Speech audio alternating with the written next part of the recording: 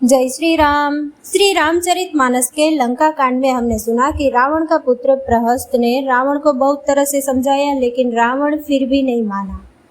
दोहा number 9।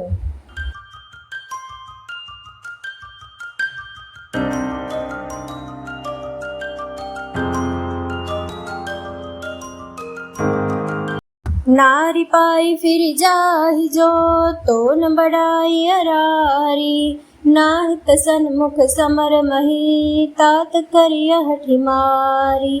अर्थात यदि वे स्त्री पाकर लौट जाए तब तो झगड़ा न बढ़ाइए, नहीं तो हे तात सन्मुख युद्ध भूमि में उनसे हठपूर्वक मार काट कीजिए। यह मत जो मानहु प्रभु मोरा, उभय प्रकार सुजस जग तोरा। सुत सन कह 10 कंठ रिसाई, असिमति सठ के तो ही सिखाई। हे प्रभु, यदि आप मेरी यह सम्मति मानेंगे तो जगत में दोनों ही प्रकार से आपका सुयश होगा। रावण ने गुस्से में भरकर पुत्र से कहा, अरे मूर्ख, तुझे ऐसी बुद्धि किसने सिखाई? अबहि ते उर संशय होई, बेनु मूल सुत भयउ घमोई। सुनि पितु गिरा पुरुष अति घोरा, सला भवन कही वचन कठोरा। अभी से हृदय में संदेह हो रहा है। हे पुत्र, तू तो बांस की जड़ में घमोई हुआ। तू मेरे वंश के अनुकूल या अनुरूप नहीं हुआ। पिता के अत्यंत घोर और कठोर वाणी सुनकर प्रहस्त ये कड़े वचन कहता हुआ घर को चला गया। हितमत तो हिन लागत कैसे, काल विबस कहूँ भेषज जैसे। संध्या समय जानी 10 सीसा, भवन चले निर्खत भुज बीसा। हित की सलाह आपको कैसे नहीं लगती, आप पर कैसे असर नहीं करती, जैसे मृत्यु के वश हुई रोगी को दवा नहीं लगती। संध्या का समय जानकर रावण अपनी 20 भुजाओं को देखता हुआ महल को चला। लंका शिखर ऊपर आगारा, अति विचित्र तह होई अखारा। बैठ जाए ते मंदिर रावण, लागे किन्नर गुण गन गावन। लंका की चोटी पर एक अत्यंत विचित्र महल था।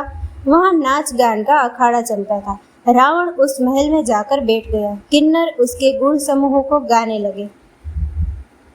बाजहि ताल पखाउज बीना, नृत्य करहि अप्सरा प्रवीणा। करताल, मृदंग और वीणा बज रही है। नृत्य में प्रवीण अप्सराएं नाच रही है। सुना सिर सत सरीस सो, संतत करई विलास। परम प्रबल रिपुसीस पर, तद्यपि सोचन त्रास। वह निरंतर सैकड़ों इंद्रों के समान भोग विलास करता रहता है।